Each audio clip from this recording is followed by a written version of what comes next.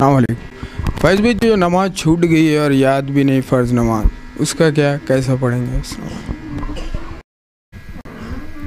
بھائی نے سوال کیا جو فرض نمازیں ان کی چھوٹ گئی اور ان کو یاد بھی نہ ہو تو ان نمازوں کا کیا ہوگا؟ تو دیکھیے، جو فرض نمازیں ہیں آپ کی جو چھوٹ گئے، آپ کو یاد نہ ہو تو اس کے لیے اللہ سے آپ توبہ کریں، جو یاد ہو اس کو پڑھ لیں۔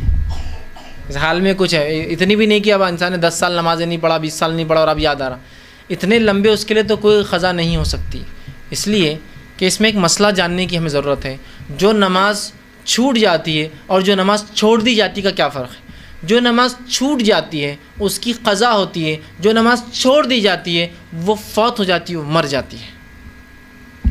جیسے کہ میں عصر بھول گیا، عصر میں سو رہا تھا، نماز چھوٹ گئی تو اس کی قضا ہے۔ جو نماز چھوڑ دی گئی، عصر کا وقت ہو رہا، چلو نا، ارے پڑھ لیں گے یار، بعد میں دیکھیں گے، اور مغرب آ گئی تو عصر آٹومیٹیکلی ڈیڈ ہو گئی، وہ مر گئی، اس کی فوت ہو گئی اس کی، چونکہ آپ نے جان مجھ کے فریضہ چھوڑا۔ تو جو نماز چھوٹ جاتی ہے اس کی قضا ہے، جو نماز چھوڑ دی جاتی ہے اس کی قضا نہیں ہوتی۔ تو لہٰذا 20 سال تک چھوڑ دیا ہم نے نماز کو، 10 سال تک اب اتنے کثیر نماز پڑھ سکتے ہیں کیا؟ اب اس کے چکر میں آنے والی زندگی کی نمازیں بھی چلے جائیں گی۔ تو لہٰذا اللہ سے توبہ کریں کہ اللہ ہم سے خطا ہوئی، معافی مانگے، یہی حل ہے۔ اس کے لیے کوئی قضائے عمری نماز نہیں ہوتی۔ لوگوں نے ایک نیا نکالا، ٹھیک ہے، میں اس کو بولتا ہوں، ہمارے اپنی زبان میں پدو بولتا ہوں۔ پدو سمجھتے نا؟ پدو کیا ہوتا ہے کہ ایک آدمی رہتا، وہ کوئی 2 بچے سمجھ کھیل رہا ہے، ایک بچہ کمزور ہے تو جو طاقتور ہے دوسرے کیا بولتا، تو کو 2 پدو، مطلب تو 2 بار آؤٹ ہونا، ایک بار کھیلنا آؤٹ ہوا تو کو ایک اور چانس ملے گا، پدو۔ تو ہم نے ایک پدو لگا دیا، کیا ہے کہ قضائے عمری پڑھ لو، بس یہ کہو کہ اللہ فجر کی 2 رکعت قضائے عمری، اور باندھ لیا رکعت، مطلب جتنی چھوٹی آج تک پوری کور، پھر ظہر کی 4 رکعت قضائے عمری۔ اس کا فائدہ کیا اٹھاتے لوگ معلوم آپ کو؟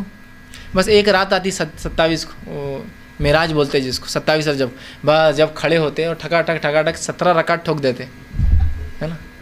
2 رکعت فجر کی، 4 رکعت ظہر کی، 4 رکعت عصر کی، 3 رکعت مغرب کی، 4 عشاء کی، 17 رکعتیں ہوتی ہے بس بولتے۔ اور آپ کوئی نماز کی ضرورت نہیں، اگلے بار دیکھیں گے اگلے سال کہ تو قضا عمری پڑھ لیا نا تو پچھلا پورا کوریج ہو گیا۔